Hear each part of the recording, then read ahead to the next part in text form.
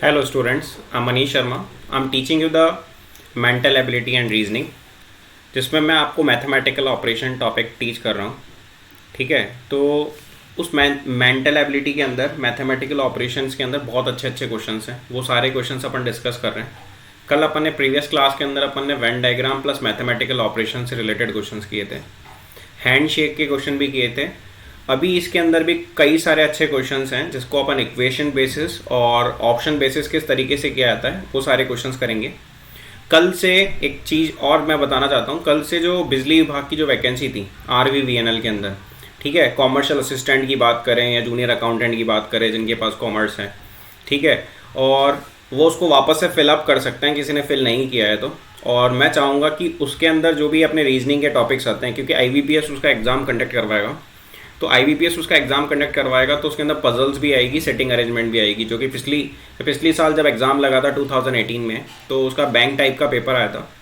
तो उससे रिलेटेड भी काफ़ी सारे चैप्टर्स अपन देख लेंगे यहाँ पे। ठीक है, जितना मुझे समय मिलेगा, जितना टाइम मिलेगा, उसके बिहाफ पर मैं सारे के सारे चैप्टर्स आपको बताने की कोशिश करूँगा। ठीक है, क्योंकि अभी जो सिचुएशन चल रही है उसके बिहाफ पर कब तक ऑनलाइन सिस्टम रहता है वो अभी तक कुछ नहीं पता है। ठीक है, तो आप देखें आराम से। अभी अपन स्टार्ट करते हैं। क्वेश्चन नंबर 15 है। अब तक अपन 14 क्वेश्चंस कर चुके हैं। 15 नंबर के जो क्वेश्चन है उस पर देखते हैं।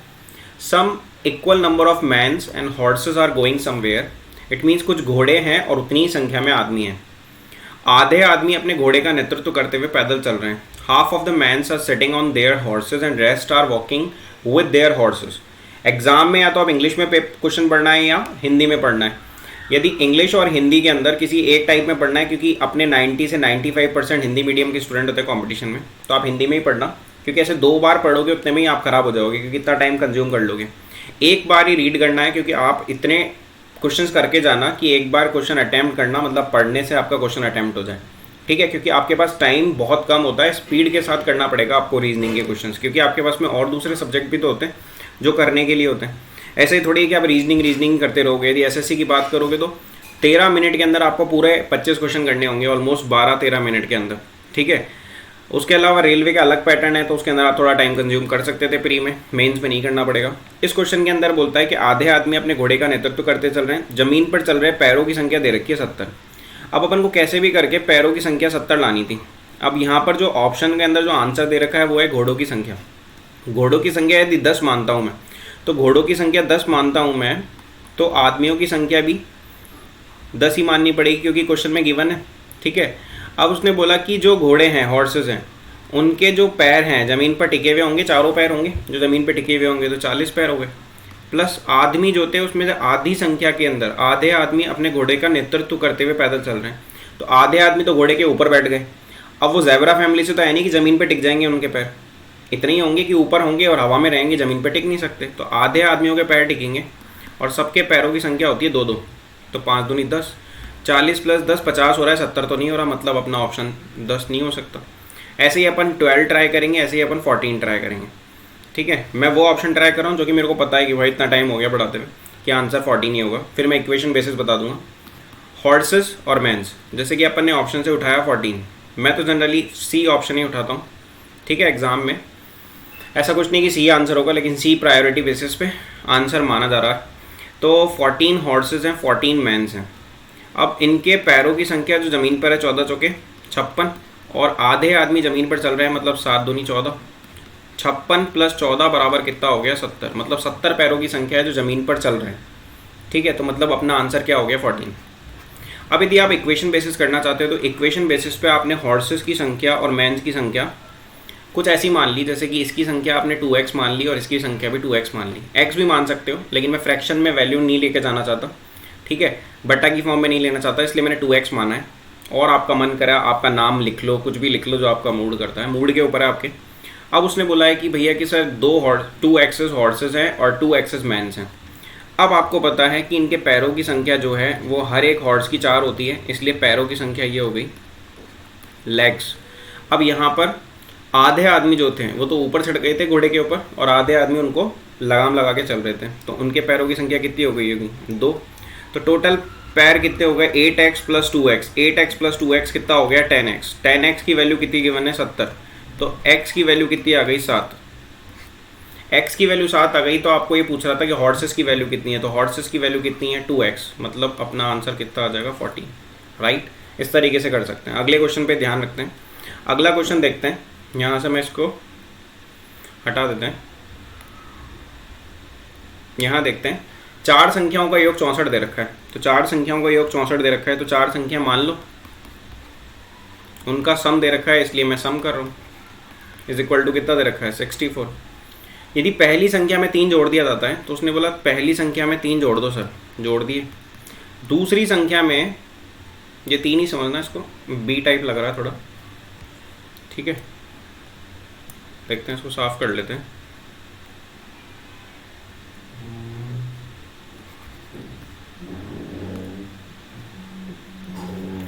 a + 3, 3 जोड़ दिया गया है। अब बोलता है कि दूसरी संख्या में 3 घटा दिया जाए, तो दूसरी संख्या में 3 घटा दिया जाता है, और तीसरी में 3 का गुणा कर दिया जाता है, और चौथी में 3 का भाग कर दिया जाए, तो उसने बोला कि तब प्राप्त सभी उत्तर समान होंगे। Total 4 digits, sum of the 4 digit is 64, या ऐसे लिखना चाहिए था सम ऑफ 4 नंबर्स इज 64, ठीक है। And if 3 added in the first number and 3 subtract from the second and 3 is multiplied with 3 and 4 is divided, fourth number is divided by 3, then answer which we are getting is same. तो answer same आ रहा है, तो answer same आ रहा है, ठीक है। अब उसका मतलब है कि सब इक्वल में हैं, जैसे कि मैंने एज्यूम करा, जैसे इक्वल का मतलब क्या होता है आपको पता है ना, जैसे 2 is equal to 2 is equal to 2, तो सब बराबर ही है, ये इसके बराबर हो सकता है, ये इसके बराबर हो सकता है। तो अब मेरे को ये एक इक्वेशन दे रखी है, इस इक्वेशन को सॉल्व करके मुझे नंबर्स की वैल्यू पता करनी है। तो एक ही वेरिएबल में कन्वर्ट करना पड़ेगा ना, क्योंकि 4 वेरिएबल है यहाँ पर, A B C D, तो आंसर निकल ही नहीं सकता। तो मेरे को आसानी से निकालने के लिए मैं क्या करता हूँ, सारे के सारे फॉर्म्स को मैं C के कन्वर्ट कर लेता हूँ। जैसे D की वैल्यू कैसे निकलेगी, D बराबर हो जाएगा 9C, ठीक है। ऐसे ही B को B - 3 और इसको कंपेयर करूँगा, तो B की वैल्यू कितनी आ जाएगी 3C + 3, ठीक है।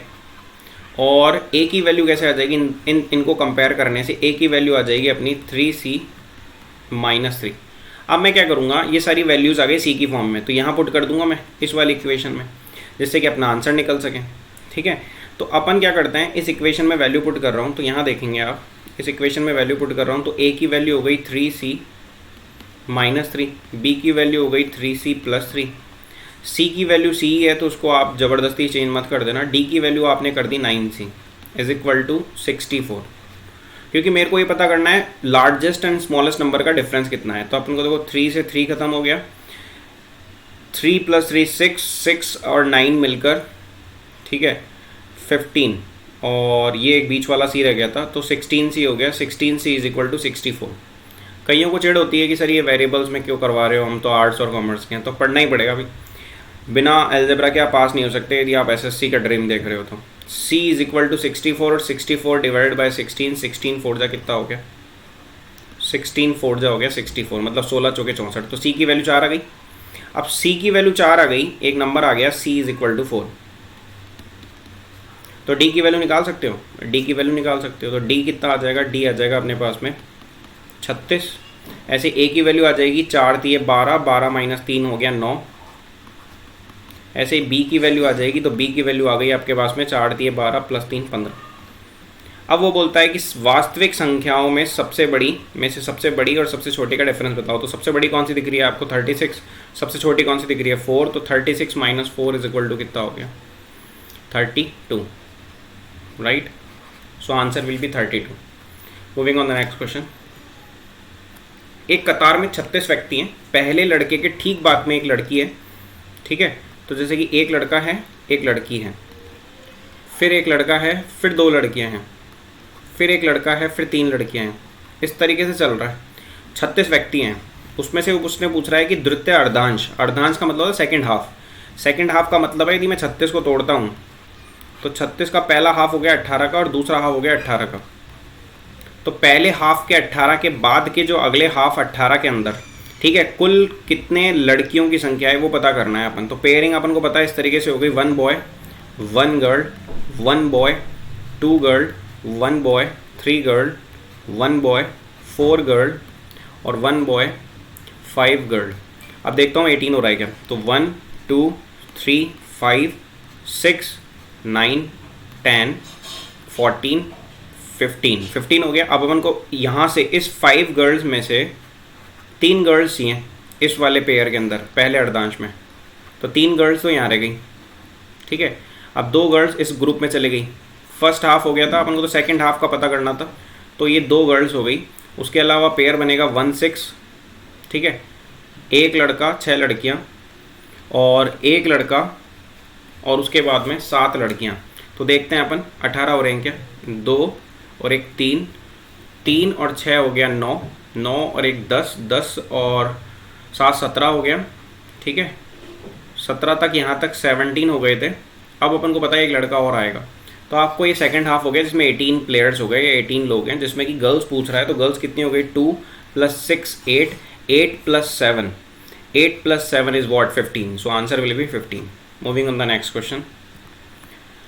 देखो एक सिंपल सा क्वेश्चन दे रखा है, उसने एक आदेश दिया, एक लड़के को कहा है कि भाई आदेश के रूप में जब भी आप एक का मतलब समझो ना, तो टोकरी के अंदर आप क्या कर दो, जैसे अपन बोलते थे ना कि मैं जब बोलूँगा आपको उछलना है, जैसे आपने भूल भुलैया देखी होगी, अक्षय कुमार बोलता है पानी और वो उछलता था, उस तरीके से यहाँ पर एक आम टोकरी में रखना है जब वो 1 बोलेगा, ठीक है। तो 1 का मतलब क्या हो गया, मैंगो, ठीक है। ऐसे ही 2 का मतलब क्या हो गया, ऑरेंज, और 3 का मतलब क्या हो गया, एप्पल और एप्पल। तो 2 का मतलब क्या हो गया, ऑरेंज, 1 का मतलब क्या हो गया, मैंगो। जैसे ही 4 का मतलब क्या कह रहा है, 4 जब कहा जाएगा तो 1 आम और 1 नारंगी आपको ग्रुप में से निकाल देनी है, तो 1 आम और 1 ऑरेंज आपको निकाल देनी है, तो निकाल देंगे ग्रुप में से। फिर 4 हो गया, 4 के बाद में अब 2 का मतलब क्या था, ऑरेंज, 3 का मतलब क्या है, एप्पल, 1 का मतलब क्या है, मैंगो। फिर अपन एक मैंगो और एक ऑरेंज निकाल देंगे, 4 आ गया क्योंकि। फिर उसके बाद में 2 का मतलब हो गया अपना ऑरेंज, फिर एप्पल, फिर एप्पल, 1 का मतलब हो गया मैंगो, 4 का मतलब फिर एक मैंगो और एक ऑरेंज निकाल देंगे अपन ग्रुप से। इस तरीके से एक सीरीज़ बनानी थी, ठीक है। ये आइज़ टेस्ट करने के लिए होती है कि आपकी आइज़ किस तरीके से काम कर रही है, सही कर रही है कि नहीं कर रही है। इस टाइप के क्वेश्चंस बैंक्स में भी आते थे पहले। अब यहाँ पर 1 का मतलब हो गया मैंगो, 3 का मतलब हो गया अपना एप्पल, ठीक है, 2 का मतलब हो गया अपना ऑरेंज, 3 का मतलब हो गया अपना एप्पल, और 4 का मतलब हो गया एक मैंगो और एक ऑरेंज अपन को ख़त्म करना है। अब देखते हैं टोकरी में कुल आम कितने हैं, तो यहाँ से यहाँ तक काउंट करोगे आप, ठीक है। तो यहाँ से यहाँ तक आप काउंट करोगे तो आपको 2 मिलेंगे आम, ओनली 2। और टोकरी में कुल कितने फल है जब आप काउंट करोगे, जो एलिमिनेट कर दिए, तो उसके बाद के जो भी अपने टोटल फल मिलेंगे वो कितने मिलने वाले, 11, ठीक है। इस तरीके से क्वेश्चन को अटैम्प्ट करना था। Moving on the next question. देखो सिंपल सा क्वेश्चन करते हैं, पहले तो अपन 21 और नेक्स्ट लेक्चर में अपन 20 वाला कर लेंगे, क्योंकि जो वीडियो है 20 मिनट से अबव का हो जाएगा, ठीक है। अपलोडिंग करने में दिक्कत आती है। बतखों की एक न्यूनतम संख्या क्या होगी यदि वे इस क्रमांक से बैठेंगे कि 1 बतख के आगे 2 बतख, 2 बतख के पीछे 1 बतख। तो ये अपन ने बचपन में सुना था कि तीतर के आगे 2 तीतर, 2 तीतर के पीछे 1 तीतर और 2 के बीच में 1। तो उस टाइप का क्वेश्चन है जनरली। तो आपको पता है कि 1 डक है, उस डक के आगे 2 डक, और 2 डक के पहले 1 डक, और 2 डक के बीच में 1 डक। तो मिनिमम पूछ रहा है वो, है ना। तो मिनिमम कितने डक्स की रिक्वायरमेंट होगी, ओनली 3, ठीक है। उसके बाद का जो क्वेश्चन है 20 नंबर, वो अभी अटैम्प्ट कर सकते हैं, लेकिन अपन अब करेंगे नहीं क्योंकि वीडियो अपलोड ज़्यादा हो जाएगा, ठीक है। We will meet in the next class, bye bye, take care.